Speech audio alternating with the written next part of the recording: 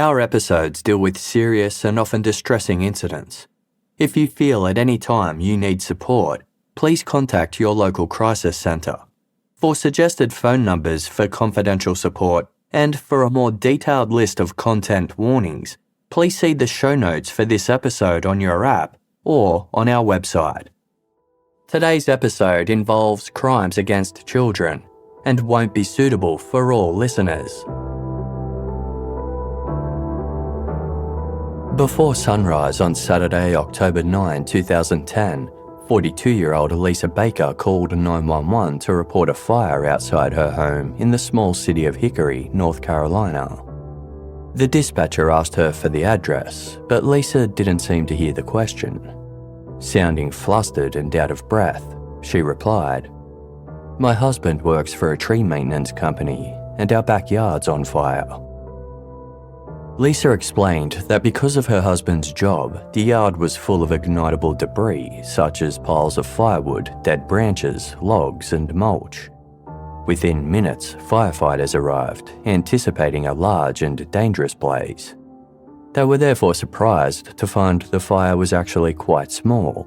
It was confined to a mound of chipped wood and grass about 1 square metre in size. There were a few branches and some household items that had also burned, but the fire was quickly and easily extinguished. Since the cause of the fire was unknown, the city fire inspector was summoned to investigate. Suspecting arson, the inspector phoned the Hickory Police Department, who sent an officer named Rob Rowlands to the scene. Officer Rowlands arrived at around 5:30 a.m. One of the firefighters immediately handed him a small piece of paper, which Lisa's husband, 33-year-old Adam Baker, had discovered on the dashboard of a silver 1996 Chevy Tahoe SUV parked at the end of the driveway near the site of the fire. The paper was a special custom-printed envelope provided by the local power company for customers to mail in their monthly bill payments. Scrawled across it was a handwritten note which read, "No cops. Mr. Coffee, you like being in control. Now who is in control? We have your daughter, and your pot-smoking redhead son is next, unless you do what is asked. 1 million, unmarked. We'll be in touch soon. No cops." Adam Baker explained to Officer Rowlands that Mr. Coffee probably referred to his boss, Mark Coffee, who owned the tree company where Adam worked. Mark also owned the Chevy Tahoe SUV, which he was letting Adam borrow, as well as the property which Adam and Lisa had been renting from him for the past 3 months. Moments later, Mark Coffey arrived at the Baker's home, accompanied by his 19-year-old daughter, Lauren. When Officer Rowlands showed them the threatening letter and ransom demand, both Mark and Lauren were baffled. They didn't know of anyone who was angry with Mark or might want to harm their family. Lauren obviously hadn't been abducted, and Mark's son was safe at home. The note was apparently just a hoax, or perhaps, together with the fire, a bizarre and elaborate prank. The fire was definitely the result of arson. Someone had poured gasoline in the grass as well as inside the Chevy Tahoe, but fortunately nothing was seriously damaged and no one had been hurt. The firefighters moved on.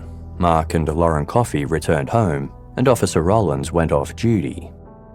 By the time the sun rose just after 7 o'clock, everything at the Baker's house was back to normal. But 7 hours later, at 2 p.m, a second emergency call was placed from their home. This time, the caller was Adam, who said, yeah, my daughter is missing." He gave his address, then continued, "The police were out here last night over a fire and a ransom note for my boss's daughter, and it appears they took my daughter instead."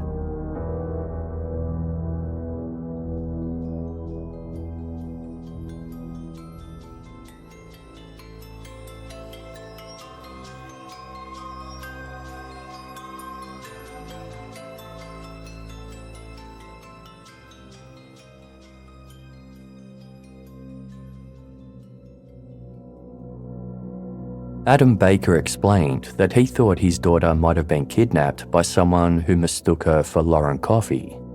He didn't know who was after the Coffeys or why, but because the ransom note was addressed to Mark Coffey and he owned the house as well as the vehicle parked there, it was clear to Adam that his daughter's disappearance was linked to Mark too.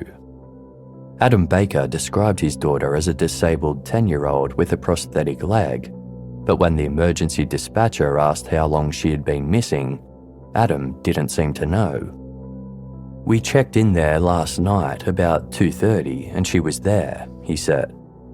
"And all this happened about 5 o'clock, so I don't know if they set a fire in the yard to distract us to go out and then they go in the door or... I don't know." The dispatcher tried to clarify this, asking, "Okay, so no one has seen your daughter since 2:30 this morning?" Adam replied, "No, like I said, we had all this drama last night. Me and my wife went back to bed, and my daughter's, I think, coming into puberty. She's hitting that brooding stage, so we only ever see her when she comes out, when she wants something, and that's about it." For the second time that day, officers from the Hickory Police Department made their way to the small brick house on 21st Avenue Northwest. They climbed a couple of steps onto a low cement porch decorated for Halloween with cotton spiderwebs and plastic skulls. Upon entering the home, officers found it cluttered and dark. There were fish tanks without fish, and some of the walls, floors, and bathroom tiles had been painted black. Officers learned the missing girl's name was Zahra Claire Baker. Zahra and Adam had moved to North Carolina 2 years earlier from Queensland, Australia, after Adam met and married his American wife Elisa, who most people just called Lisa.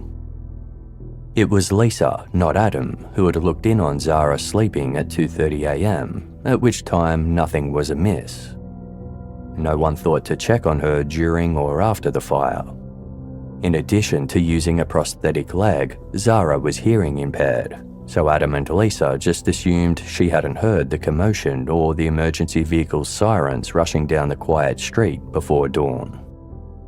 Nor had they checked on Zahra after discovering the ransom note. In fact, they hadn't even thought to tell Officer Rollins that they had a daughter.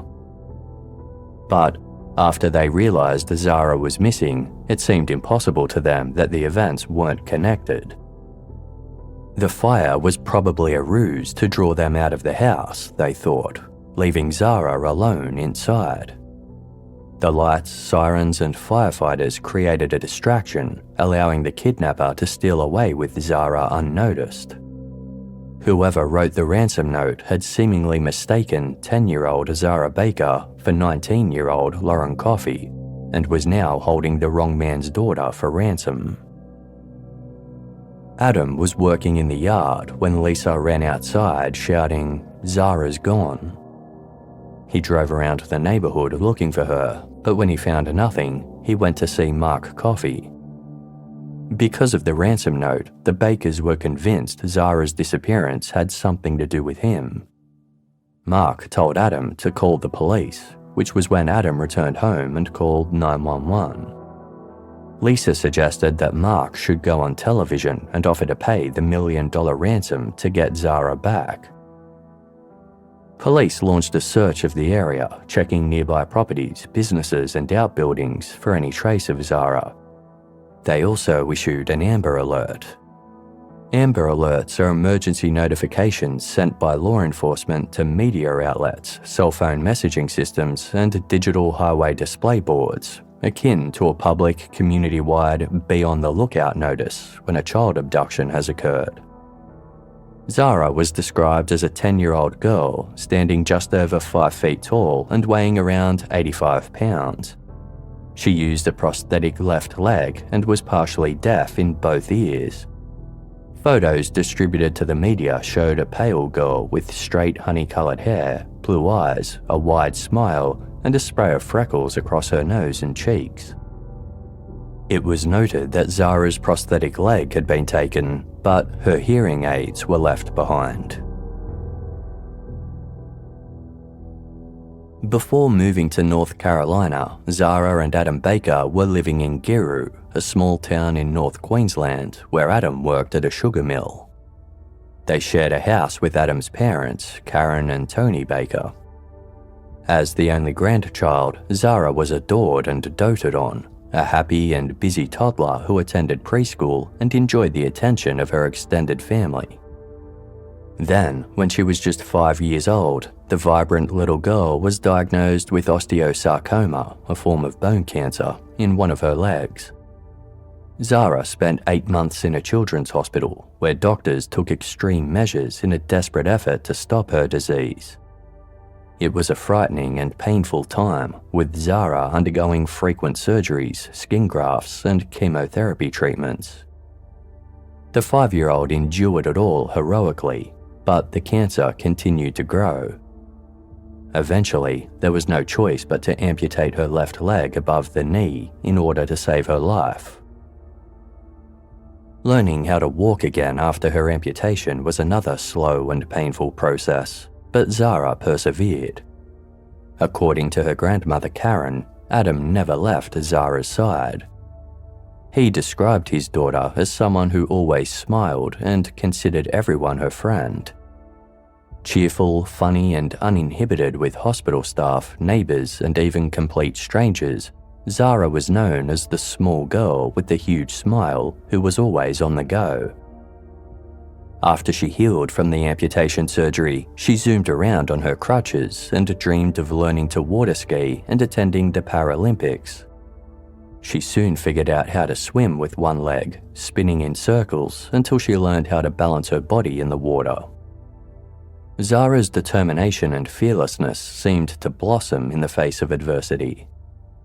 Once, when a family friend expressed concern for Zahra because of her amputation, the 5-year-old calmly reassured her, saying it was nothing to worry about. "I'm getting a Barbie leg," Zahra told her brightly, "so I don't want you to be upset." After she was fitted for a leg prosthesis, Zahra once again had to relearn how to walk, run and play with a new and different body. She tackled the challenge with poise, confidence and good humour. When she was running in a race for disabled children and her prosthetic leg came off, onlookers gasped, but Zahra found it funny. She was invited to attend Camp Quality, an adventure and recreation camp for children with cancer, where she scaled the climbing wall and mastered the ropes course. When another child asked her how she did all that with just one leg, Zahra replied simply, "Because I want to." Unfortunately, Zahra's battle with cancer wasn't over. 2 years after the osteosarcoma was first diagnosed in her leg, the cancer metastasized into her chest. At just 7 years old, Zahra was suddenly fighting for her life for a second time. In 2007, doctors performed a lobectomy, removing the cancerous portion of her right lung. Afterwards came a grueling chemotherapy regimen that caused permanent damage to her hearing and left the bouncy, athletic youngster weak, exhausted, and increasingly vulnerable to sickness. She was unable to attend school for almost a year, and more than once, fearing the worst, her family sent word to relatives to come to the hospital and say goodbye. But Zahra wasn't going anywhere. After months of fragile health and countless close calls, her doctors announced that her cancer was in remission. Zahra had beaten it twice. The Baker family was relieved and grateful, but knew a long road to recovery lay ahead. Zahra had already been through so much, and now her resilience would be tested again. To encourage her through the slow process of rebuilding her health, Karen and Tony helped their granddaughter set goals and focus on her future. One of her goals was to learn to water ski once she turned 12. Another was to earn a fancy red fairy dress she'd had her eye on by bringing her post-chemotherapy weight up to 23 kilos. Zahra made the effort and was optimistic that she would succeed, but when the day came to check her weight, the 8-year-old was crestfallen to see the scale showed she was still 1 kilo short of her goal.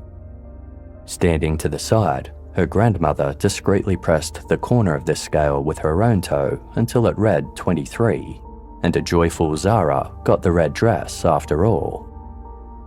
When she was well enough, Zahra even made a return visit to Camp Quality, where she joined in every activity with such tenacity and high spirits that she immediately caught the eye of a visiting reporter who featured her story in the local paper, writing, "They don't make them much tougher than little Zahra Baker."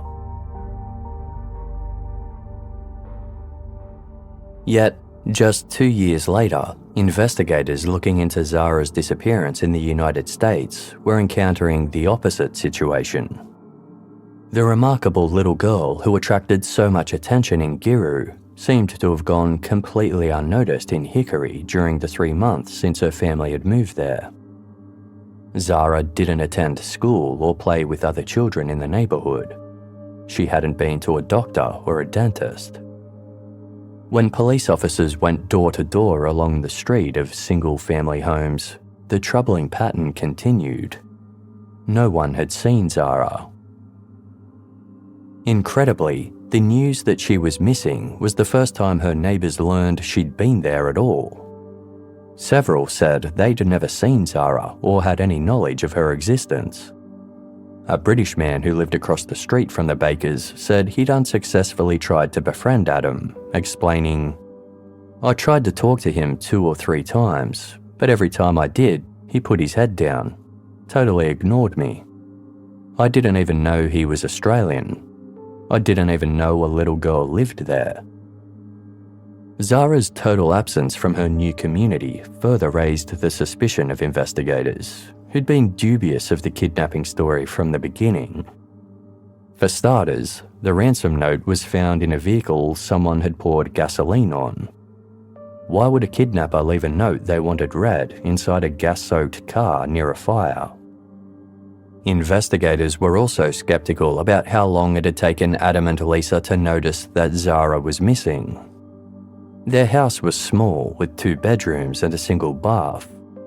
Both of them had been home all day, yet it was 2 p.m. before they realised their 10-year-old daughter wasn't there. While conducting their initial search for Zahra in the Baker's house, officers found custom envelopes from the power company, identical to the one the ransom note was written on. They also recovered several papers with handwriting that looked extremely similar to that on the note. Therefore, even as police issued an Amber Alert and searched the area, detectives knew they needed to take a hard look at Adam and Lisa Baker. In order to narrow down the time frame of Zahra's disappearance, they needed to verify when she had last been seen.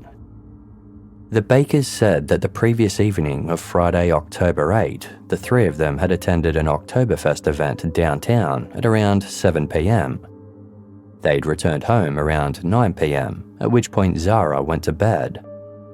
Adam said this was the last time he saw his daughter, but Lisa said she'd last seen Zahra sleeping in her bedroom at 2:30 a.m.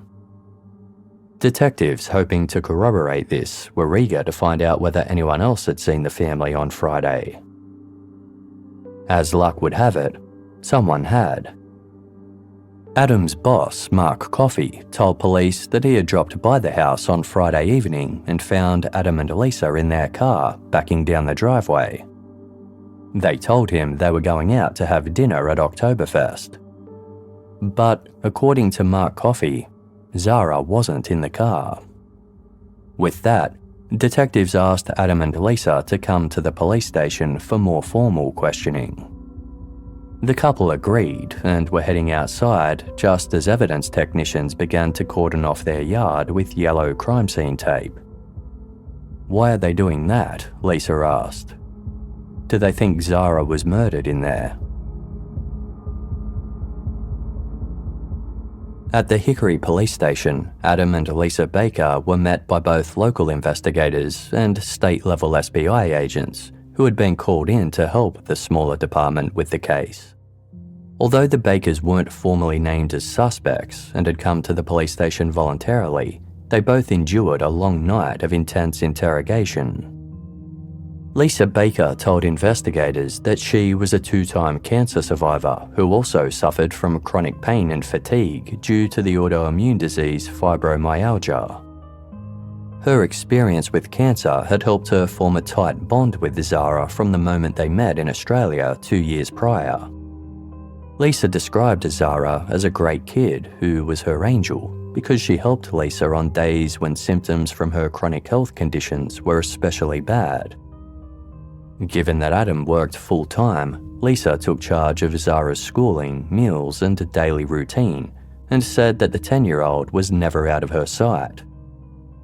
Zahra's 11th birthday was over a month away, but Lisa had already started buying her gifts. She'd sent text messages to Adam the day before Zahra went missing, letting him know that she had spent $200 on dolls. So excited. "She's going to be so happy," Lisa texted.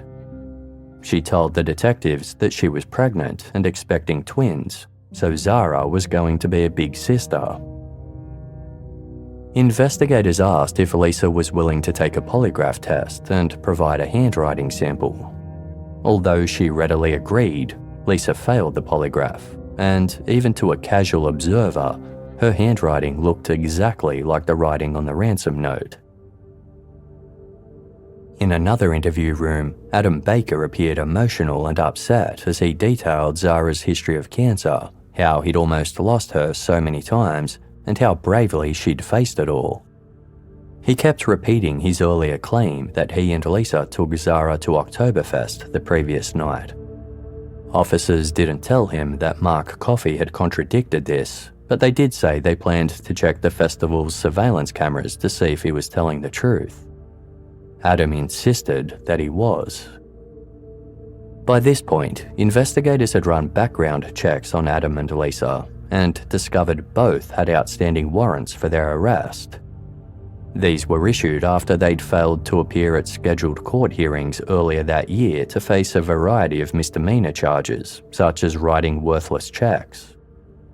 Lisa had also been charged with failure to return some rented furniture and computer equipment, and with communicating threats. Adam faced a charge of assault with a deadly weapon after an incident where he'd been accused of running Lisa's nephew and his wife off the road with his car while trying to collect money they owed him. This contradicted Adam's assertion that the couple had no financial problems or personal enemies. Detectives asked him to take a polygraph test, and, like Lisa, he agreed without hesitation. Also, like Lisa, he didn't pass. After he failed the polygraph, detectives pressed Adam on his story, and he admitted that part of it wasn't true. He hadn't taken Zahra to Oktoberfest. He explained that he and Lisa had left Zahra home alone while they went to the festival because she hadn't been feeling well. Lisa had warned him not to tell the police because they might get in trouble for leaving Zahra alone. Adam admitted that he hadn't actually seen his daughter since Wednesday, October 6, a full 3 days before he'd reported her missing. He worked long hours, leaving and returning home when Zahra was asleep. She had also been sick with a virus, so he was especially careful not to disturb her when she was resting.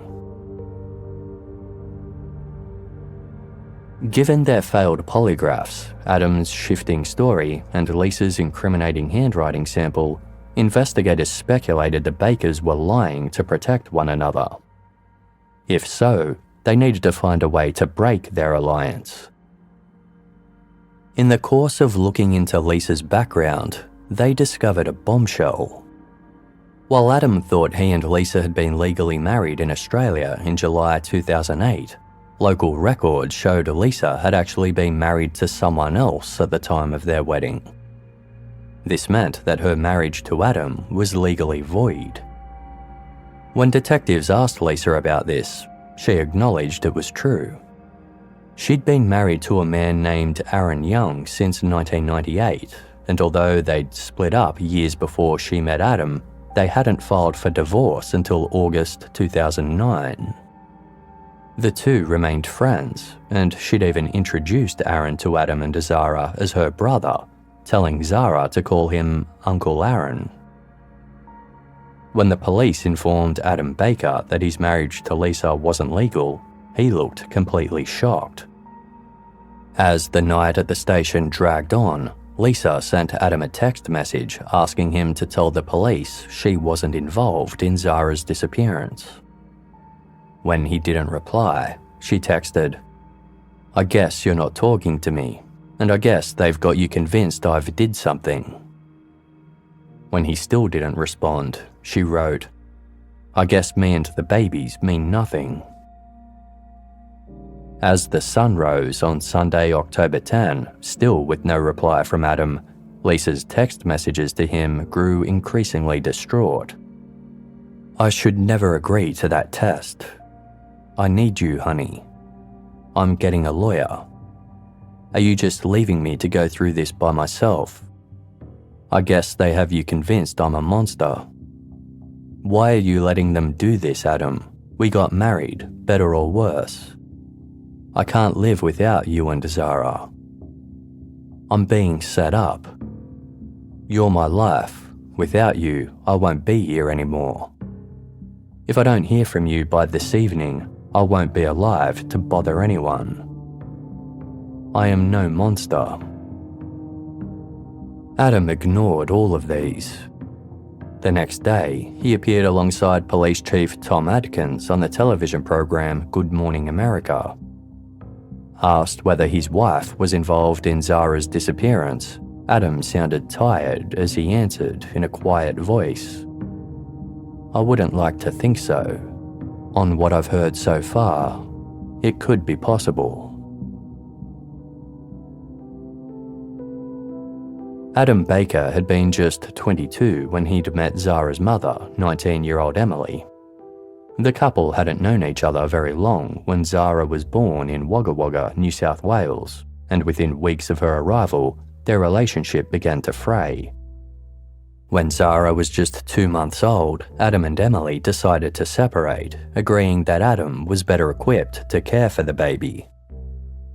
Although Emily visited occasionally, by the time Zahra was 18 months old, an Australian court officially granted Adam full custody. Adam and Zahra eventually moved to Newcastle and later Giru, where Adam's family could help look after Zahra while he worked. In 2005, Adam was living quietly in Giru with Zahra and his parents. Then came Zahra's cancer diagnosis, and for the next 3 years, he lived a parent's nightmare. As his young daughter spent months in and out of the hospital fighting for her life, he took leave from work and faced the real possibility of losing his only child. At some point during this period, Adam began visiting a website called Instant Messaging Virtual Universe, or IMVU. On IMVU, he could create a customized avatar character and chat in a cozy virtual room with people around the world. Online, instead of a stout single father who spent sleepless nights in a hospital corridor, Adam was a suave, tall figure in an elegant black suit sporting an enormous pair of black wings. It was in this fantasy universe that Adam crossed virtual paths with Lisa. Although they lived on different continents, they had a lot in common. Lisa was a single parent too, having raised 2 daughters on her own. She understood what Zahra was going through because she'd also survived cancer twice. Her IMVU avatar was graceful and mysterious, dressed in a black gown with dark red hair falling over her eyes like a veil. Like Adam's, her avatar sported large wings. The two bonded through frequent online chats, and when Zahra's health improved, they decided it was time to meet in the real world. In 2008, Adam bought Lisa a plane ticket to visit him in Australia. Adam's parents, Karen and Tony, weren't sure what to make of their son's new relationship. Lisa was 9 years older than Adam, her children were grown, and according to her, she'd been married and divorced twice already. Some of what she shared about herself struck the Bakers as exaggerated or even untrue. She claimed to be a police officer and a bounty hunter and said she'd been shot in the line of duty. But it was hard for the Bakers to object when Adam seemed entirely smitten. He hadn't dated anyone since splitting up with Zahra's mother 8 years earlier. It was nice to see him happy in a new relationship. Lisa was also attentive, caring and kind towards Zahra, who was excited about having a stepmother. Any doubts the Bakers had about Lisa's past were gradually set aside, and they welcomed her into their family. On Sunday, July 6, 2008, Adam and Lisa were married at the Baker family home.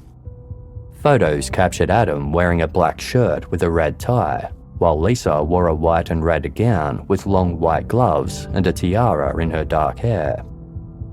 Zahra stood between them in the special red fairy dress her grandparents bought her, grinning under a crown of red and white flowers. The idyllic image was a far cry from the situation police in Hickory would find themselves facing a little over 2 years later.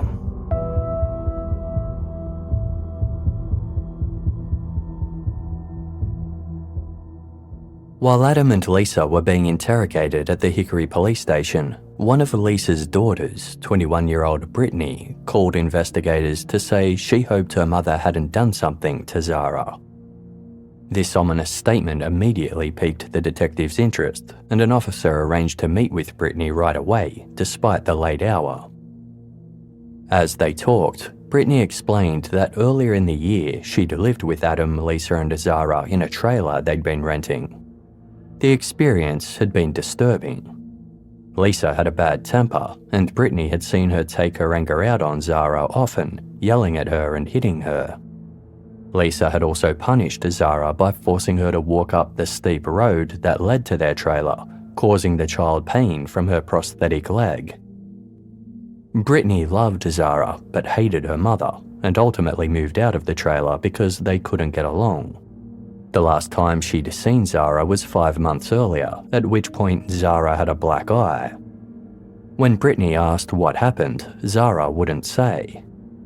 Brittany felt certain Lisa was responsible and reported her suspicions to the County Child Welfare Agency at the Department of Social Services, or DSS. What happened after that, Brittany didn't know. This information added to suspicions that were already growing. Adam and Lisa stayed at the police station all night, being interviewed and polygraphed, but the detectives decided not to arrest them on their outstanding warrants. Yet. They thought the investigation would benefit more from observing them in the community rather than locking them up. Given that the Baker's house was being processed for evidence, Adam and Lisa couldn't go home. Lisa's 25-year-old daughter, Amber, agreed to pick her mother up and let her stay at her apartment. But almost as soon as they got back there, Lisa started talking about wanting to leave town, saying she'd like to flee the state and possibly the country. She said she had the means to leave, as she was in an online relationship with a man in the UK who had sent her $10,000 through Western Union. Alarmed, Amber called the police. Within hours of her initial release, Hickory police promptly arrested Lisa on her misdemeanor charges to prevent her from running. They tracked down Lisa's online boyfriend in the UK, who explained that the two had met on IMVU, the same website where Lisa had met Adam. He'd sent her money because she told him she had cancer and couldn't afford the necessary medicine. Lisa's daughters refuted this, telling police that Lisa had never had cancer. Nor was she pregnant with twins. In fact, it would be impossible for her to conceive a child with Adam, as she'd had a hysterectomy before the two had met. With Lisa back in custody, investigators questioned her about Zahra again. On the night of Monday, October 11, an SBI agent told Lisa that specialists from the FBI had examined her handwriting sample and matched it conclusively to the ransom note. Totally bluffing, the agent said casually, "We already know you wrote the note. We just want to know why." Catching him off guard, Lisa promptly explained that she'd written the note on a whim in a moment of anger, and it wasn't related to Zahra's disappearance at all. She explained, "I guess the reason I wrote the note is because Mark Coffey dictates everything Adam does, and he thinks he's a god, and I'm tired of it." Lisa reiterated that she didn't know what happened to her stepdaughter before asking for an attorney and refusing to speak further. So far, the police had made several troubling discoveries. Lisa Baker had confessed to writing a fake ransom note. Adam Baker hadn't seen his daughter in 3 days and had lied about it. Lisa habitually lied to Adam throughout their 2 years of marriage, which wasn't even legal. Adam had never applied for residency in the US either, which meant he'd been living and working in the country illegally since 2008. But worst of all, on Sunday, October 10, less than 24 hours after Adam had reported Zahra missing, a cadaver dog had given a positive alert to the scent of human remains inside both the Chevy Tahoe Adam borrowed from Mark Coffey and the Baker's second car, a 1990 Toyota Camry sedan. Despite this, law enforcement teams hadn't found anything to indicate where Zahra might be. Only one credible sighting of Zahra had emerged from an employee at a furniture store who thought she saw Lisa and Zahra browsing in her shop on September 25, nearly 3 weeks earlier. Police couldn't find anyone besides Adam and Lisa who'd seen Zahra since then. This, combined with the other discoveries, resulted in a grim shift in the case moving forward. At a press conference held on the afternoon of Tuesday, October 12, Police Chief Tom Adkins announced that Lisa Baker admitted to writing the fake ransom note and had been arrested for obstructing the investigation. The Amber Alert for Zahra was being cancelled. Struggling to maintain his composure, the chief informed the public that the search for the 10-year-old had officially become a homicide investigation. More people started to come forward with disturbing allegations about Lisa Baker's treatment of her stepdaughter.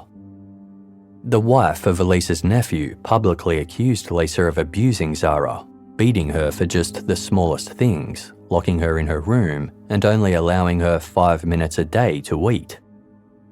A friend of Lisa's named Angie told police that in early September she'd gone to visit Lisa, and while waiting to be let in, she'd heard Lisa yelling at Zahra for urinating on herself. When Lisa eventually opened the door, her face was red and she looked angry. Angie was disturbed enough to consider calling child welfare authorities, but ultimately decided not to. She didn't see Zahra during her visit that day, or on any subsequent visits to the home. And a strange conversation she'd recently had with Lisa had now taken on a disturbing significance. Lisa had told Angie she had to throw out Zahra's mattress because it was stained with blood.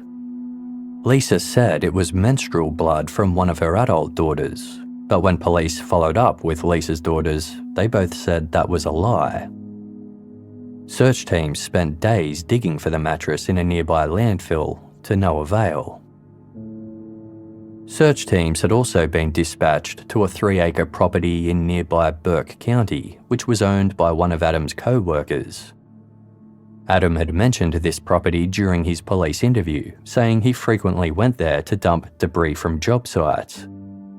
When he mentioned there was a large brush pile there that he was supposed to burn soon, police moved quickly to secure a search warrant.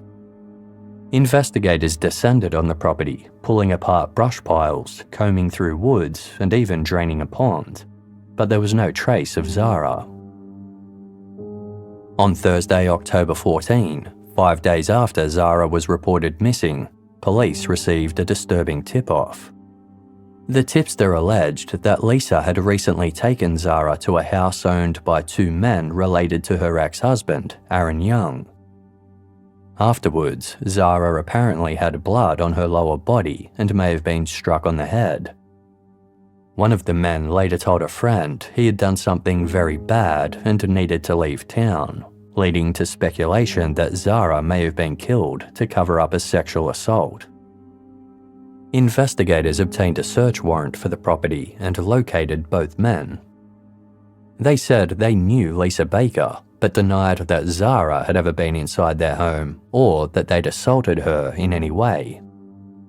Officers seized a soiled mattress from the house for DNA testing and subpoenaed the cell phone records for both men, but never found any evidence to support the rumour.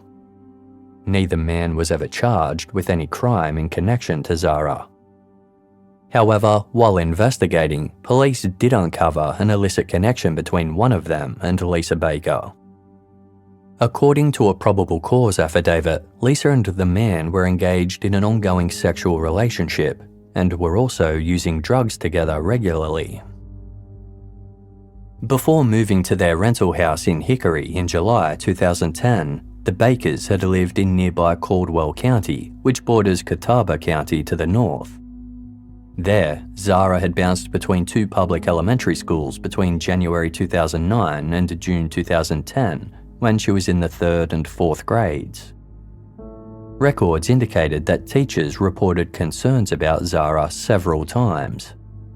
They had documented her frequent absences from school and unusual bruises, including one incident when she arrived at school with 2 black eyes. Another time, Zahra had an accident at school and urinated on her clothes. She became so distraught about her parents finding out that a staff member washed and dried her outfit using the school's facilities, allowing Zahra to change back into her clean clothes before she went home so her parents wouldn't know. School officials had reported their concerns to child welfare authorities and also made their own visits to the Bakers' home. One teacher was so concerned about Zahra that she wrote down her personal phone number and gave it to the 4th grader, instructing her to call if she ever needed help. When Lisa found out about this, she and Adam went to the school principal and reported the teacher for inappropriate behaviour. After the Bakers moved to Hickory, they didn't enroll Zahra in the public school system again. When asked why Zahra wasn't in school, they claimed they were homeschooling her, though they never registered as a homeschool with state authorities. In North Carolina, public schools monitor the attendance of enrolled students, but have no authority to monitor children in a homeschool. So, even though the Bakers weren't complying with their requirements for operating a homeschool, once they informed officials of their decision, no one from the public school district had the authority to question them or Zahra anymore. The last place the Bakers lived before moving to Hickory was a trailer home in the town of Hudson. It was located in a mobile home park along a quiet cul-de-sac on a road called Phillip Lane. The neighbourhood was exceptionally friendly and close-knit. Many residents there were intrigued by their new, somewhat exotic Australian neighbours, recalling that Adam introduced them to tropical fruits like papaya and mango. Just like back in Giru, people on Phillip Lane were drawn to Zahra's affectionate, outgoing personality. She would join in rowdy games with the other children and eagerly hopped onto a neighbour's bicycle for her first ride, despite having only one leg. But it didn't take long for the friendly residents of Phillip Lane to notice some disturbing things about their new neighbours. Lisa didn't try to hide her violent temper, and when she was angry, it was usually Zahra who suffered the consequences. One neighbour recalled, "You could hear Zahra screaming and Lisa yelling at her, so we would call the police." Another neighbour said Lisa was always beating Zahra and ignored people who told her to stop. Sometimes Zahra was left at home alone, hungry and without food. She snuck over to a neighbour's house to eat, then had to sneak back home again so her parents wouldn't catch her. Lisa's daughter Brittany said that during this time, she'd once gone so far as to put Zahra in her car and to drive away, only to bring her back after Lisa threatened to report her for kidnapping. The month of May 2010 seemed to be an especially volatile period for Lisa. This was when Brittany had last seen Zahra and reported to Caldwell County DSS that she believed Lisa had given the girl a black eye. Another relative also filed a complaint against Lisa in Caldwell County Court, alleging that Lisa had threatened to kill her husband, and their infant daughter during a dispute over money. Just 10 days after that, a neighbour on Phillip Lane filed a complaint against Lisa after she verbally abused and threatened the neighbour's teenage daughter for talking to Zahra. Multiple people corroborated Brittany's assertion that Lisa punished Zahra by making her walk up and down the steep road that led to their home, knowing it was painful because of her prosthetic leg. Sometimes Lisa followed alongside her, berating and even striking her if she didn't move fast enough. One woman told the Sydney Morning Herald that Lisa would taunt Zahra, saying, "Oh, you think you're so good? I think you should get that limp out of your leg. You need to get up that hill. Walk faster." Lisa punctuated her words with slaps to Zahra's head and face. North Carolina's state law makes any adult who suspects the abuse or neglect of any child legally obliged to report the information to DSS, the primary agency responsible for receiving and investigating allegations of child abuse. Hickory police checked with DSS and discovered that DSS officers in both Caldwell and Catawba counties had investigated 4 separate reports concerning Zahra Baker in the months before she went missing. The first report was made to Caldwell County DSS on Friday, January 29, 2010, alleging Zahra was subjected to improper discipline, improper care, and an injurious environment by her parents. A second report with similar allegations soon followed. DSS investigators spoke with Adam, Lisa, and Zahra twice, and also interviewed a neighbour and another family member.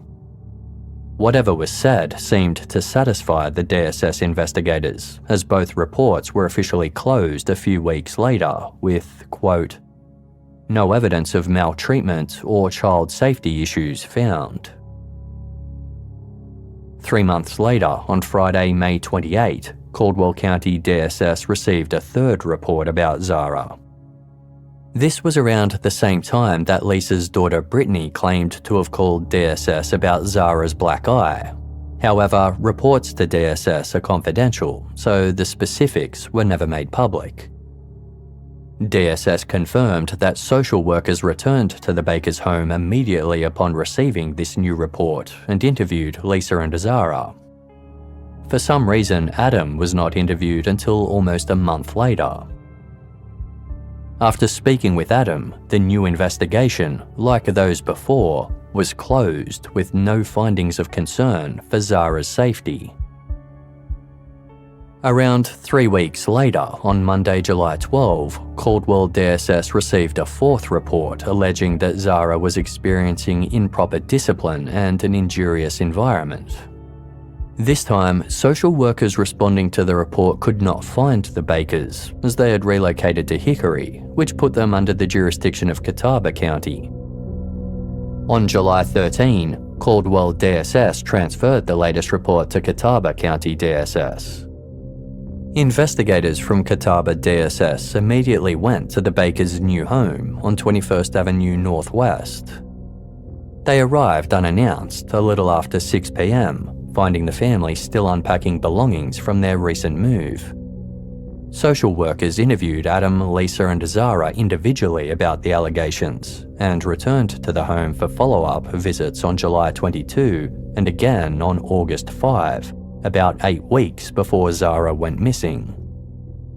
At that time, they concluded there was no evidence of maltreatment or child safety issues found, and the Baker family's fourth DSS case in 8 months was officially closed the next day.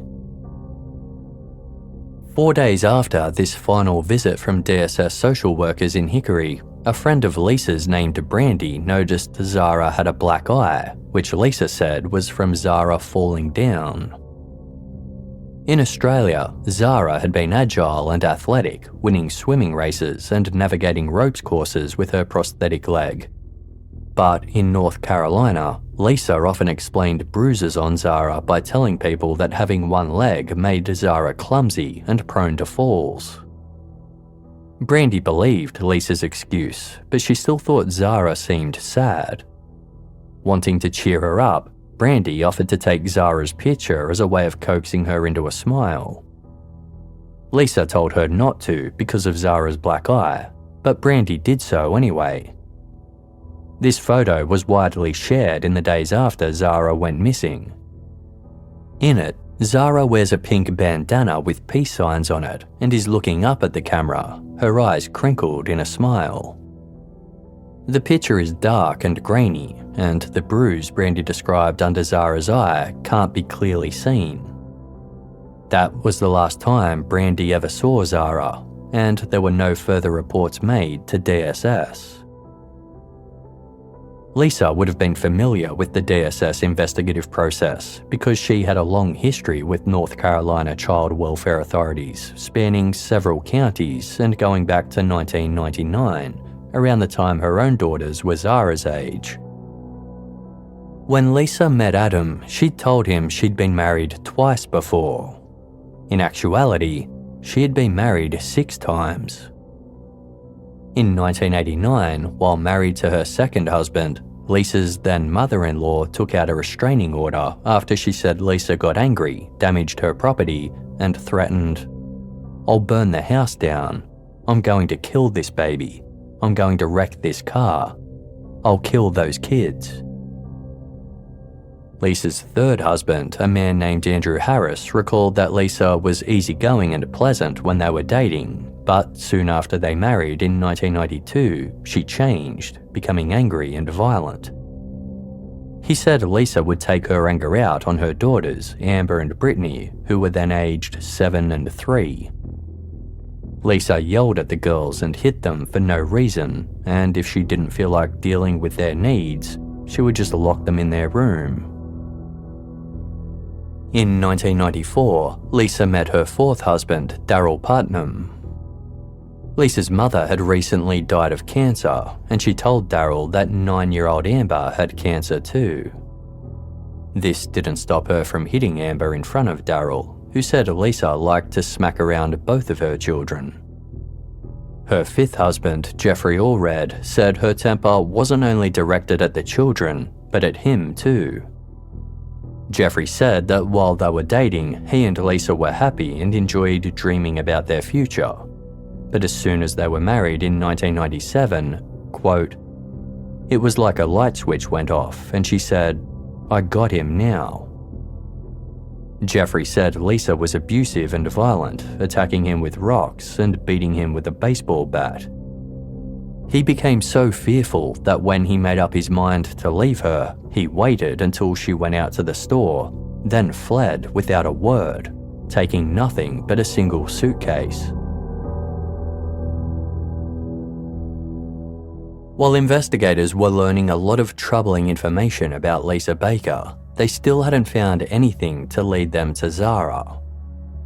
Adam continued to nominally cooperate by talking with them whenever asked, but he wasn't helpful at all. His answer to nearly every question was that he didn't know. Police believed Lisa was the key to finding Zahra, but she hadn't spoken to them since the night she admitted to writing the ransom note. The fact that she was now being represented by 2 attorneys, one of whom was appointed by the state and specialized exclusively in defending death penalty cases, led police to assume that Lisa was worried she'd eventually be charged with murder. With the frustrating lack of evidence, all they could do was continue chasing leads and hope they'd get a break. But when that break finally came, it wasn't what anyone expected. At 8 p.m. on Sunday, October 24, 15 days after Zahra was reported missing, a local prosecutor entered the Hickory Police Department accompanied by Lisa Baker's defense team, as well as a private investigator named Steve Ehlers. The group had just come from a meeting, and they had 2 major developments to share. Lisa was ready to talk about what really happened on the day Zahra went missing, and she knew where Zahra was. Her attorneys would negotiate the terms of her cooperation with the prosecutor, but first they wanted to give the police something to prove that, this time, Lisa was telling the truth. Steve Ehlers then handed over a plastic bag with the promise that it contained a key piece of evidence which had come into his possession. Inside the bag, police found a small Stanley brand handsaw. 3 days earlier, Lisa Baker's legal team had sent private investigator Steve Ehlers on an unusual errand. Lisa had given her attorneys a full account of what happened to Zahra and said she could even tell them where to find the missing 10-year-old. But Lisa's lawyers weren't willing to approach the district attorney or the police with any of this new information until they had some proof that their client was telling the truth. So, on Thursday, October 21, as the massive police search for Zahra was entering its 12th day, Steve Ehlers had driven northwest towards the town of Hudson, stopping when he reached a circular storm drain on a narrow, cracked road near a manufacturing plant. In the dark, damp recess of the drain, he found a common, inexpensive handsaw, right where Lisa had said it would be. Ehlers carefully retrieved the saw and placed it in a plastic bag, which he taped shut and labelled with the date and his initials. When he turned the bag over to the Hickory police 3 days later, they were shocked and angry that the defense team had secretly collected a piece of evidence rather than alerting law enforcement officials right away. But Lisa's attorneys didn't apologize, explaining that they had wanted to verify Lisa's story before negotiating a plea deal with prosecutors. North Carolina is a capital punishment state, and as they saw it, their client's life was literally on the line. Besides, the police hadn't heard Lisa's story yet. When they did, they would have to agree. It was so terrible and bizarre, no one in their right mind would want to believe it. Lisa's story began 4 weeks earlier on the morning of Friday, September 24. She said Zahra had woken up around 9 a.m. and hadn't felt well.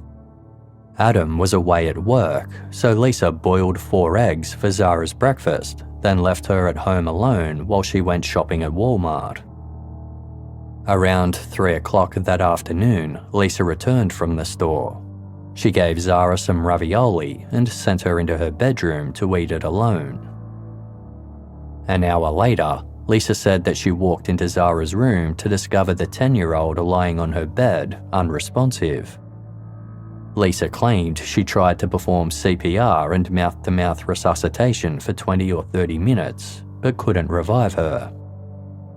Finally, she called Adam, who arrived home between 5 and 5:30. When he realized Zahra was dead, he told Lisa to sit down, saying that he would take care of it. He suggested she take some Xanax to calm herself. Later that evening, he wanted to go to Walmart, so the two of them went together, leaving Zahra's body lying in the bedroom. According to Lisa, the next morning, Adam carried Zahra's body to the bathroom and laid it in the tub. He took some trash bags from the kitchen, along with a handsaw, and shut the bathroom door behind him.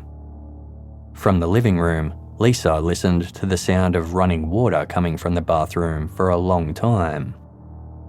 When Adam finally emerged, he had filled several plastic trash bags with the remains of his daughter.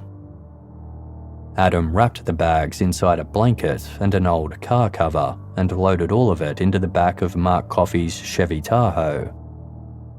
Lisa rode along in the passenger seat while Adam drove out of the city and along the rural back roads, pulling over from time to time to dump one of the bags out in a patch of brush or woodland. Later, when speaking to the Charlotte Observer newspaper, Lisa changed some details of this story. She claimed Zahra hadn't been sick on the day she died, and that she'd actually discovered her dead as soon as she returned from Walmart.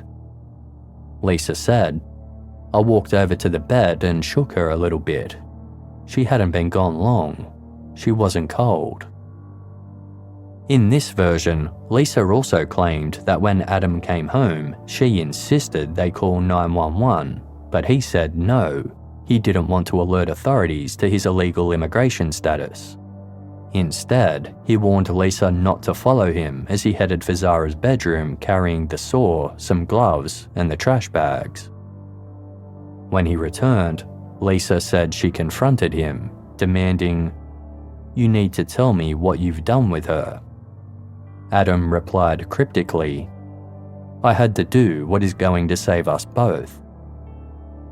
Lisa said she knew that whatever he had done was wrong, but she didn't tell anyone or go to the police because she was raised to believe that the man makes the decisions and you don't argue.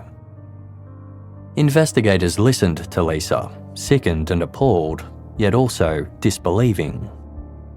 There was plenty about her assertions that didn't make sense. Why wouldn't she just call 911 as soon as she found Zahra unresponsive? Why would Adam be so desperate to conceal his daughter's death if she'd really died from an illness or natural cause? And why would they decide 2 weeks later to stage the fire, ransom note and kidnapping story when it didn't appear that anyone had even noticed Zahra's disappearance? As hard as it was to believe Lisa's story, the reality was that investigators from multiple agencies had been searching for Zahra for weeks and hadn't found one clue as to her whereabouts. Therefore, when Lisa said she could lead police to where she and Adam had left Zahra's remains, they had no choice but to follow her.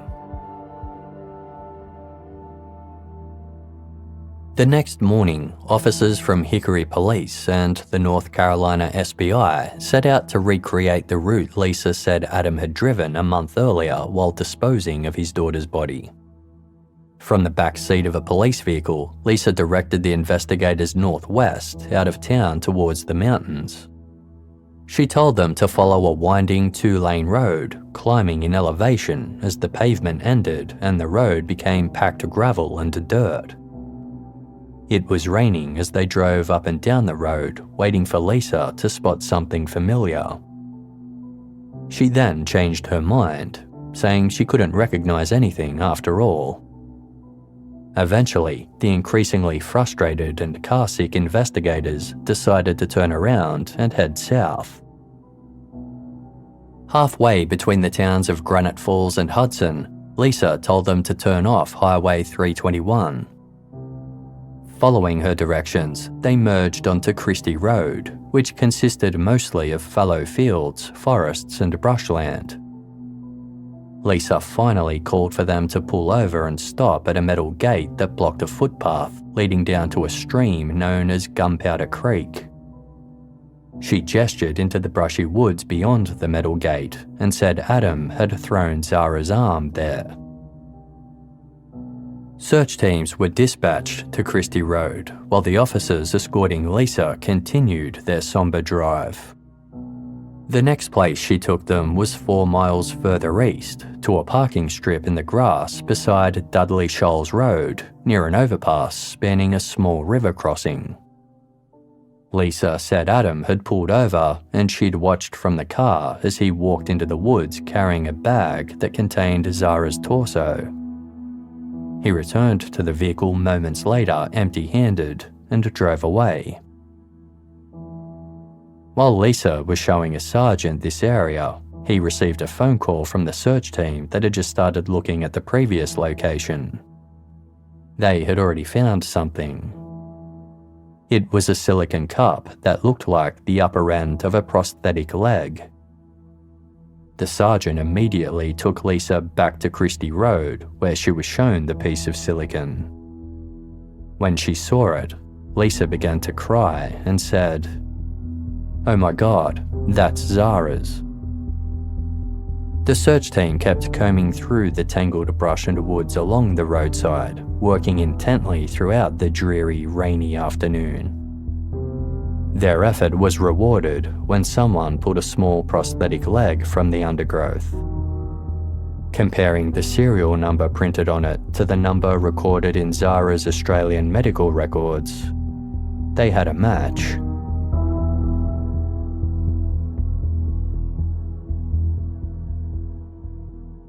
The discovery of Zahra Baker's prosthetic leg encouraged investigators, as it indicated that Lisa Baker was finally being cooperative. The following day, she promised to show them additional sites where Adam had thrown away important evidence.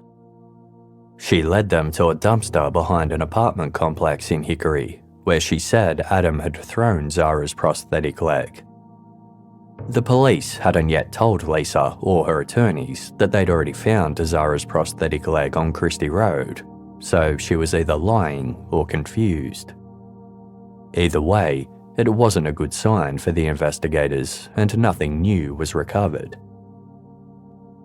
The following day of Wednesday, October 27, forensic investigators descended on the Bakers' home to conduct a thorough examination of the bathroom and Zahra's bedroom. They took apart the bathtub and sink drains and removed piping, looking for traces of blood, bone, and human tissue. They also took a number of items from the home, including prescription pills, empty pill bottles, multiple cell phones, and a stun gun. In Zahra's bedroom, investigators found what looked like blood on the floor and ceiling, as well as a spray pattern of tiny drops of blood on the wall beside her bed. Someone had sponge painted the walls with pink paint, covering up the blood. In total, investigators collected 33 samples of possible blood evidence from the Bakers' house, all of which was determined to have come from Zahra. Experts analysed the blood spatter on the wall and determined that it had likely resulted from someone lying in the bed being inflicted with repeated blows. Police already thought that Lisa's story about Zahra dying naturally was ridiculous, and now they had evidence pointing to a homicide. But they desperately needed to find Zahra's body if they were to have any hope of proving exactly how she died beyond a reasonable doubt. While one team scoured the Bakers' home, others continued searching the wooded areas Lisa had taken them to. It was rough terrain. There were dry creek beds that flooded when it rained, steep ravines, boulders, and lots of litter and household trash. Making their job even harder was the fact that these two areas were known to local residents as boneyards, meaning they were used as dumping grounds for unwanted animal carcasses. Everything from deer hides and offal from hunting trips to roadkill, deceased livestock, rats, snakes, and even family pets. Bits and pieces of bones were scattered everywhere, making it difficult for the search teams to identify which might be human. For an entire week, searchers snapped photos of everything they thought could possibly be a child's bone and sent the images to the state medical examiner's office for guidance. Finally, on Wednesday, November 3, just 10 metres into the woods off Christie Road, a police officer spotted a small but distinctly human bone. It was the same area where Zahra's prosthetic leg had been found, and where Lisa said Adam threw Zahra's arm. Comparing DNA from the bone to a profile they'd extracted from DNA on Zahra's toothbrush, authorities were finally able to confirm they had found a trace of Zahra Baker. Hickory Police Chief Tom Adkins appeared on the verge of tears as he confirmed in a press conference that the bone found on Christie Road had been identified as Zahra's left humerus, the bone from the upper arm. Searchers had also found pieces of a child's pelvis, ribcage, right clavicle, right femur, and vertebrae. Investigators had been holding out hope of finding Zahra alive, but now had to accept that she was dead and had been the victim of depraved cruelty. By this point, there was an abundance of evidence pointing to Lisa Baker as the prime suspect in Zahra's death. But it was hard to see how Adam Baker could be innocent. His constant refrain that he didn't know anything provoked skepticism from the start. Public suspicion escalated even more when the recording of his 911 call was released to the media. On the call, Adam greeted the dispatcher as though he was phoning a friend, saying, "Hey, how you doing?" He waited for them to respond before requesting police assistance. Later on, while speaking to the police dispatcher, Adam laughed while describing how his missing daughter liked to stay in her room due to puberty, adding, "She's hitting that brooding stage." Given that Adam was reporting the possible abduction of his disabled 10-year-old daughter, his casual and friendly demeanour was jarring. People couldn't reconcile how a father in such a frightening situation could sound so calm with no sense of urgency. Then there was the fact that he'd driven to see Mark Coffey and then home again, instead of immediately dialing 911.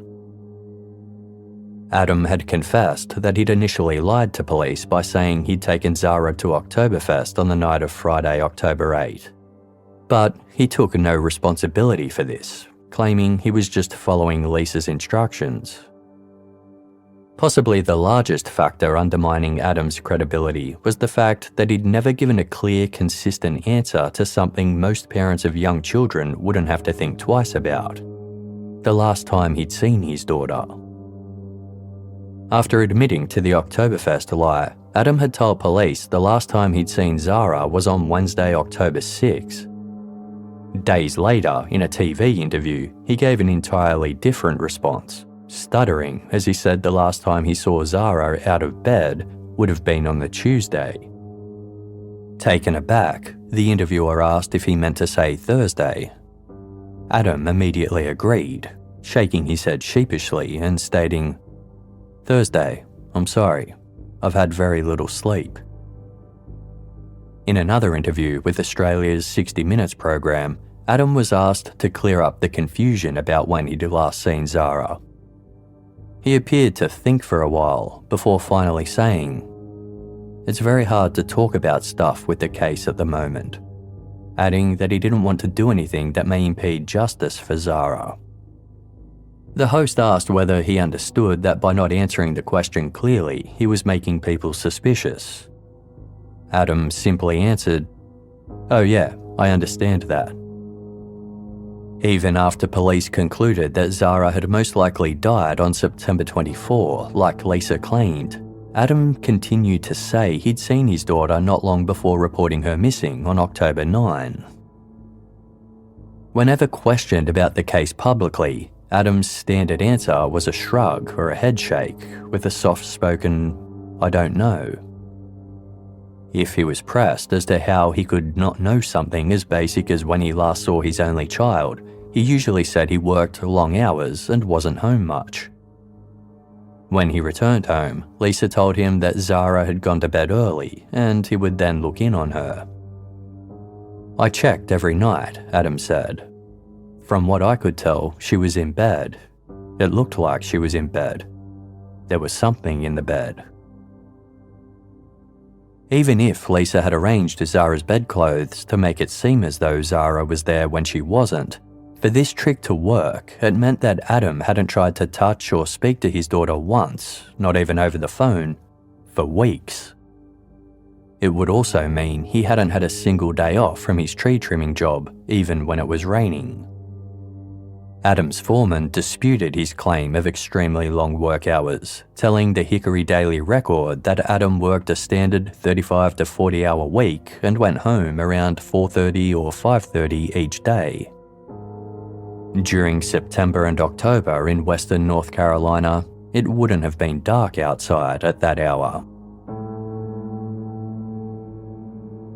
While investigators didn't think very highly of Adam as a parent, most were eventually satisfied that he wasn't involved in his daughter's death.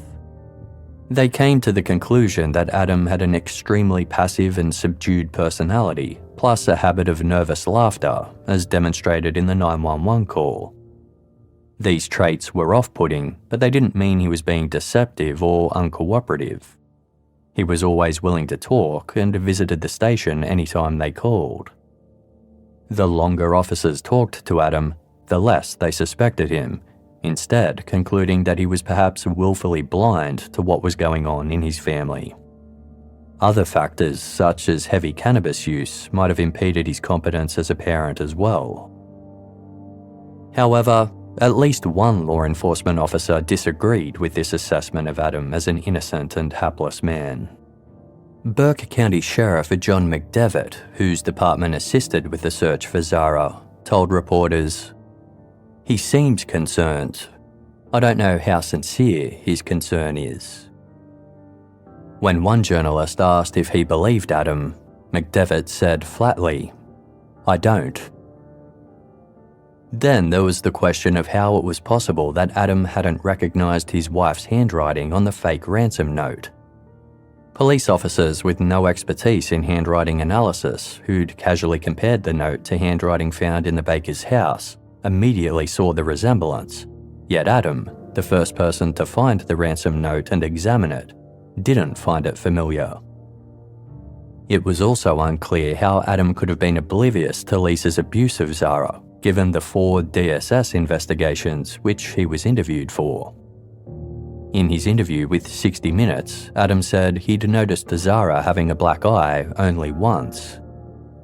She apparently told him she'd fallen in the bathroom and hit her face on a cabinet, and he'd believed her. Yet, Adam appeared to know that Lisa had a violent temper and could be abusive. In a 2011 interview with the WBTV News, Adam said, "Lisa is very manipulative, very controlling, and abusive." When the interviewer clarified, "To you?" he laughed nervously and said, "Yeah, to me."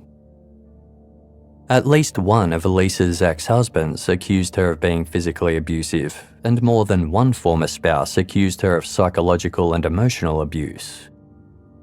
Some red flags for intimate partner violence emerged during the police investigation into the Bakers, such as Lisa attempting to control Adam by threatening to harm herself, her feigning pregnancy and illness, and seeking to scare Adam into doing what she said by telling him he would be in trouble with police for being in the country illegally.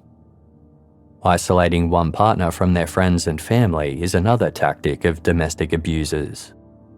It appears that after Adam and Lisa moved to the US, they moved frequently and didn't keep in touch with Adam's parents, family or friends back in Australia. Studies show that intimate partner violence is often overlooked, downplayed, or outright denied when the victim is male and the perpetrator female. Lisa Baker did admit in court proceedings to verbally, physically, and psychologically abusing Zahra before her death. It is possible Adam experienced some form of domestic abuse as well. Few people were inclined to see Adam Baker as a victim, however. The predominant feeling towards him was outrage. Although he was never charged with anything related to Zahra's murder, he couldn't go anywhere in Hickory without being recognised. Everywhere Adam went, he was called murderer and told he was destined for hell. When he returned to his former home to retrieve some belongings, a crowd visiting a memorial to Zahra that had sprung up around the oak tree in the front yard quickly grew hostile, with people shouting that he should be locked up. Lisa Baker thought so too. Speaking to a journalist from prison, she later said, "I took the blame for everything, and I shouldn't have. I'm very angry he's not here." But it was Lisa's own story about what happened to Zahra that permanently turned the investigators' focus away from Adam and settled it on her alone. From the outset, the details of Lisa's story were inconsistent. Detectives therefore found it significant when there were 2 specific parts of her story that didn't change. The first was the date of Zahra's death, Friday, September 24. When police examined data from the Bakers' cell phones from mid-September to mid-October, they found that only one of them had been in the areas where Zahra's remains were found: Lisa Baker. Furthermore, all of her cell phone activity in those areas was on September 24. Data from cell towers on that date tracked Lisa's phone leaving home a little after 2:30 p.m, travelling north on Highway 321 and spending time in the Christie Road and Dudley Shoals areas, both sites where some of Zahra's bones and her prosthetic leg were later recovered. Between 3:30 and 4 p.m, Lisa's phone pinged a cell tower near the storm drain where the private investigator later retrieved the handsaw. By 4:45 p.m, she was back at home in Hickory, having taken a 2-hour drive through all the locations she later told investigators Adam had driven her to. They knew Adam hadn't been in the car with her because she had used her phone to call him 9 times along the way. Each time he answered, his phone connected to a tower in Burke County, more than 10 miles to the west. Adam said he was working at a job site in Burke County on September 24, and both his cell data and his co-workers confirmed it. Therefore, only Lisa could be placed in the areas where Zahra's remains were left, and on the afternoon of the same day that she said Zahra had died. The other consistent detail in Lisa's story was that Adam hadn't been present when Zahra died. Although she wavered on her own whereabouts at the time, at no point did Lisa say that Adam had been there. For investigators who did not believe that Zahra died naturally, this was significant. If Zahra was murdered, it meant that only Lisa could have killed her. Proving this would still be difficult. An autopsy of Zahra's partial skeleton found the cause of her death to be undetermined homicidal violence. The medical examiner found blade marks on some of the bones that indicated someone had used at least 2 different cutting tools to dismember her body post-mortem. At least one bone was partially sawn through before being snapped. But there wasn't any specific evidence of injury before her death. Consequently, the prosecutor had limited forensic evidence to take to a jury. There was the blood from Zahra's bedroom wall and the cell phone records, but everything else was circumstantial or based on Lisa's unreliable accounts. Not confident that the state had enough to win a conviction for first-degree murder, which carried a possible death sentence, the prosecutor was willing to cut a deal with Lisa's defense team. He agreed to charge Lisa with second-degree murder instead. This was not a popular decision. At the memorial for Zahra at her former home on 21st Avenue Northwest, signs appeared that read, "Justice for Zahra Baker. Protect your children. DSS and school system failed Zahra," and "God, please let someone pay for this." Almost a year after Zahra's death, on Thursday, September 15, 2011, Lisa Baker pleaded guilty to second-degree murder, as well as 9 other felony counts ranging from bigamy for her overlapping marriages to obstruction of justice for writing the fake ransom note. In exchange for leading the police to some of Zahra's remains and agreeing to plead guilty, Lisa hoped for a lighter sentence. However, the charge of second-degree murder was enhanced with so-called aggravating factors, allowing the judge to impose more prison time under the sentencing guidelines. The aggravating factors included taking advantage of a position of trust, hiding and desecrating a body, and killing someone very young and infirm. The plea also stipulated that Lisa had secreted Zahra from other members of her family before and after her death, likely a reference to the way she'd pretended Zahra was alive by texting Adam about her upcoming birthday, or telling him she was asleep in her bedroom, or that she wasn't feeling well and needed to be left alone.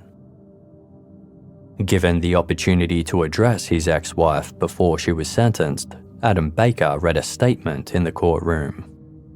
"I trusted you with the most precious person in my life," he said. "Zahra loved you more than anything in the world.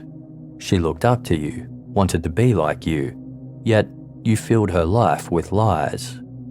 You have destroyed my life. You have also made my life hell with false accusations that I was involved in hurting Zahra. You have destroyed my family's life, and you have devastated a community. There are no words to explain the hate I have for you or the hurt and pain I feel every day for the loss of Zahra. He concluded by asking, "If at any time you actually cared for Zahra, please tell us where we can find any more of Zahra's remains so she can be laid to rest complete."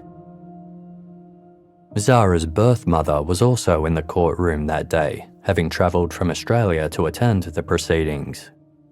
Now 31 years old, Emily hadn't seen her firstborn child in more than 8 years. She hadn't even known Zahra had been living in the US until she typed her name into Google one day and was flooded with news sites reporting on the search for the missing girl.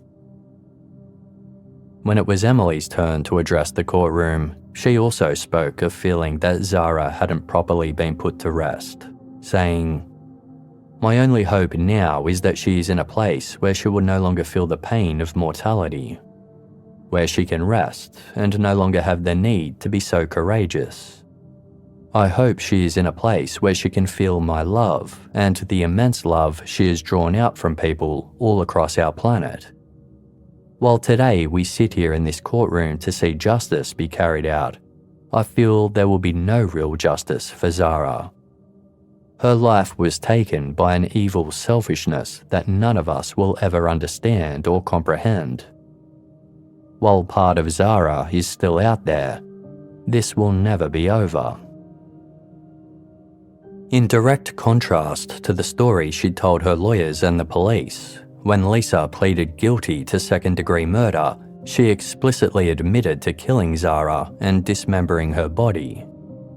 She also admitted that she had physically, verbally, and psychologically abused Zahra before her death.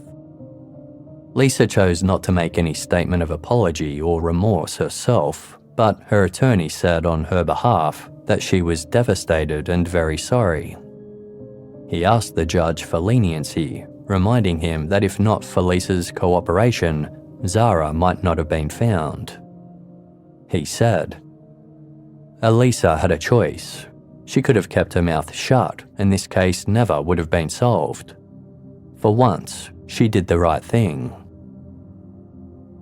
For the murder of her stepdaughter, Lisa Baker was sentenced to serve between 14 and 18 years in state prison, with credit given for the 341 days she had already spent in jail. After the hearing, Emily told reporters that while Lisa may have killed Zahra, in her eyes, Adam ultimately shared the blame as well. "There's a big difference between being not guilty and being innocent, and I don't think he is innocent of what happened," Emily said. "He played all his own part." Just 1 month after pleading guilty, Lisa began giving interviews from prison in which she insisted that she was actually innocent and had been pressured into the plea deal by her attorneys. In a 2013 interview with North Carolina's Channel 9 News, Lisa said Zahra had been a blessing, calling her the light of my eyes. "I pled guilty to something I did not even do, and it wasn't even a murder," she said.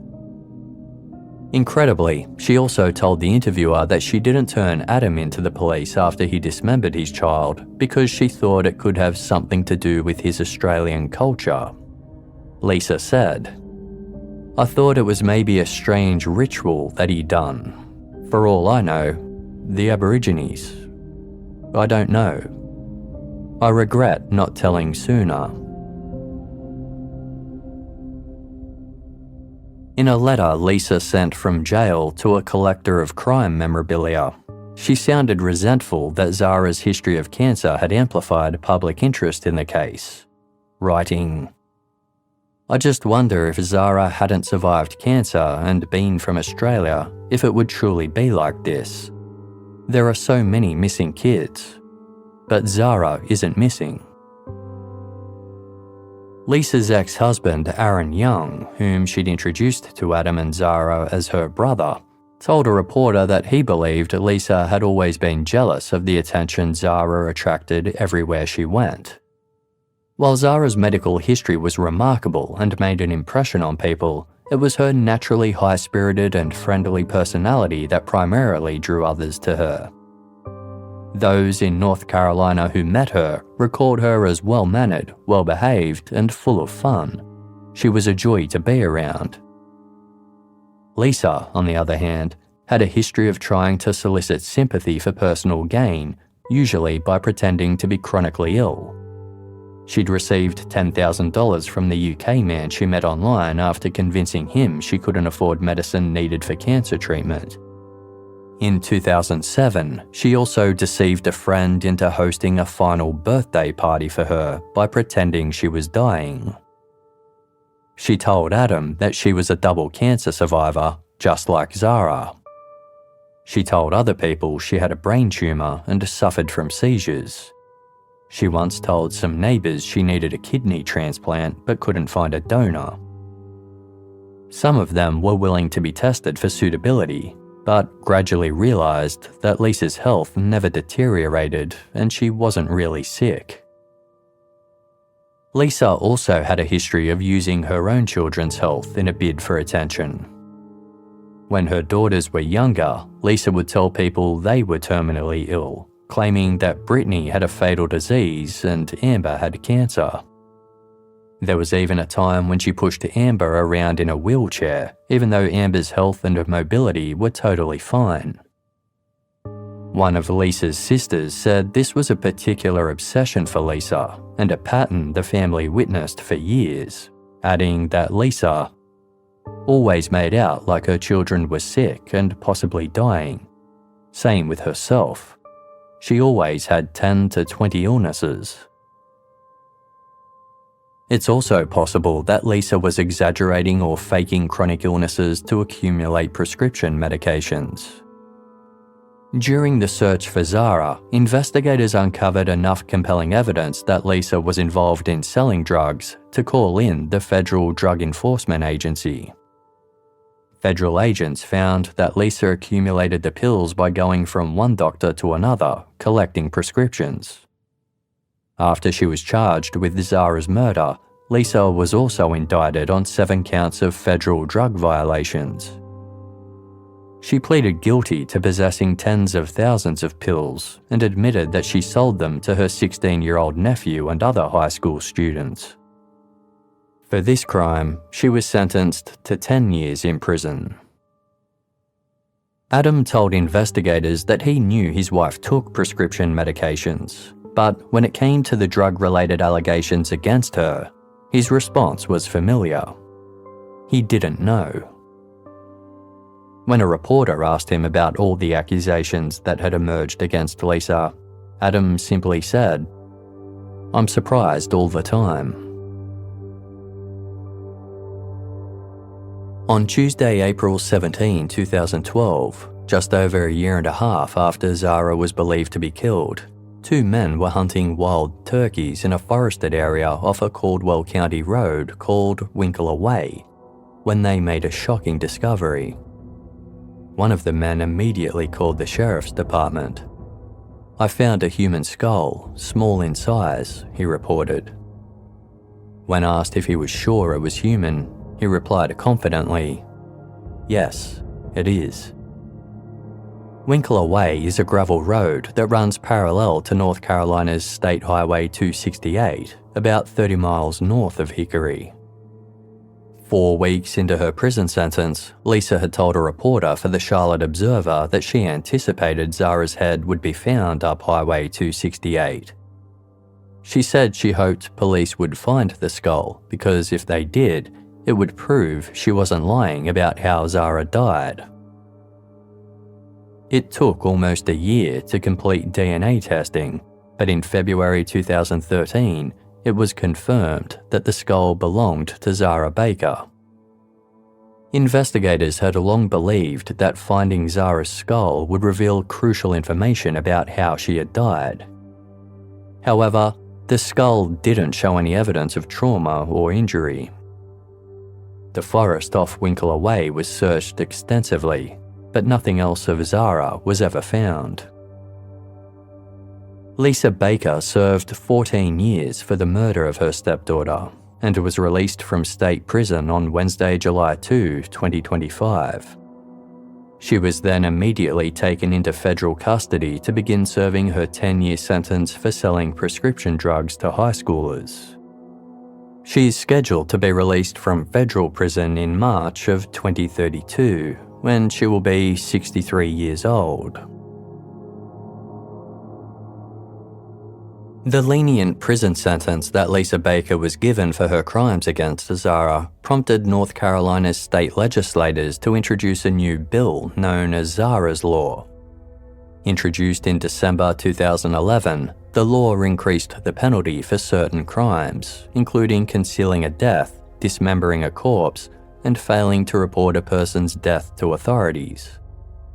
If these increased penalties had existed at the time of Zahra's death, a judge could have added up to 7 years to Lisa's sentence. In 2013, North Carolina passed an additional law increasing the penalties for parents who fail to report a missing child within 24 hours, for concealing the death of a child, and for making a false report of a missing child. As difficult as it was for the public and Zahra's loved ones to accept the unknowable circumstances of her death, it was also hard to accept those of her life. She had survived cancer and chemotherapy, only to have her life taken in a senseless act of human cruelty. Her father had nurtured her through years of illness, but turned away while she was abused by his wife. Everyone who met Zahra loved her, but no one had protected her. Her sunny spirit had always drawn people to her, yet in the end, she was all alone. Zahra's birth mother, Emily, relinquished custody of her daughter during Zahra's infancy because she was suffering from such severe postnatal depression that she was afraid she might hurt her baby. It's hard to explain it to people who haven't been parents, Emily told North Carolina news outlet WCNC. I suffered from postnatal depression with all 3 of my children, but sadly with Zahra, I didn't know I had it. You don't realize you have it, you just think you're inadequate. I didn't want to hate my child. I didn't want to be that news story where you hear a mother has drowned her child or couldn't stop them crying so they smothered them. I didn't want to be that mother. Emily withdrew from Zahra's life so she wouldn't cause her harm. For Zahra's life to then be taken away by another woman she came to call Mum instead was devastating. In September 2011, after Lisa Baker was sentenced, Emily travelled to North Carolina alongside 7 News Australia journalist Robert Avadia. She visited the sprawling memorial for Zahra at the oak tree in front of the house on 21st Avenue Northwest. Looking at the house itself made her feel angry and sick, but she was blown away by the outpouring of love for Zahra, evidenced by the hundreds of stuffed animals, balloons, flower arrangements, candles, pictures and cards that covered the ground. Emily chose a sheet of paper from the pile and began to read aloud. Zahra, I'm so sorry that your stepmother. Clamping her hand over her mouth, she broke down in tears. Eventually, she managed to continue reading and discovered the letter was from another child. It said, I'm so sorry that your stepmother hit you whenever she made you walk up that hill. And now I wish I could be friends with you, but my mother told me you're probably in heaven with the angels and God. Surely God is taking great care of you. I am 10 years old too, and just to let you know, your stepmother will be in jail for a long, long time. P.S. Bless you, Zahra, and I will pray for you. Emily was approached by some of the neighbours who wanted to apologise for not knowing that Zahra had been living there. Contemplating the memorial and these conversations, Emily told Robert Avadia, I do feel a certain amount of happiness that I got to come over here and to see how loving everybody is. But It upsets me that there are so many loving people around here, yet it can still happen. The elderly couple who owned the land where Zahra's prosthetic leg and some of her bones were found constructed a permanent monument as a reminder of what can be lost when a community fails to protect its most vulnerable. They built a covered shelter with a bench where visitors can rest, read about Zahra's life, look at pictures, and leave their own tokens of support or remembrance. An Australian flag flutters from the roof, and bright pinwheels in the grass spin in the breeze as cars pass by. The couple even installed lights to illuminate the memorial at night time, as well as a statue of an angel and a headstone. A large wooden sign reads, "If you suspect a child is being abused, remember Zahra. Do something. Don't stop until you know the child is safe." While the memorial for Zahra on 21st Avenue Northwest had initially provided a place for people to pay their respects, the house itself was subject to frequent vandalism. Deciding he'd had enough, the owner, Mark Coffey, gathered up over 2,000 toys and stuffed animals from around the oak tree and donated them to a local children's charity. He then had the tree cut down completely and said he was considering having the entire house bulldozed to the ground. A heart-shaped cardboard sign immediately appeared where the tree had been. It read, "To the homeowner, Zahra's dad and stepmum took away her hopes and dreams, and now you take away her memorial from her. Shame on you."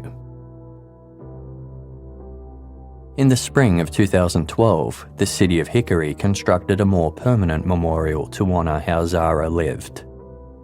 The Zahra Baker All-Children's Playground, located on 6th Street Southeast, was designed and equipped to be accessible for children with disabilities. It has fully accessible swings, a special slide, and even a wheelchair-accessible treehouse. Zahra's name is everywhere, from a stone block with her picture to a bright metal sculpture that twirls in the wind. On any given day, children of all ages and abilities fill the playground with games and laughter, perhaps the best tribute for a girl whose obituary described her as a strong, courageous and fun person who was everyone's friend. Zahra never met a stranger.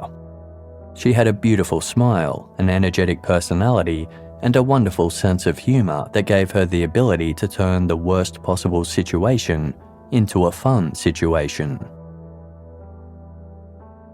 Adam Baker returned to Australia.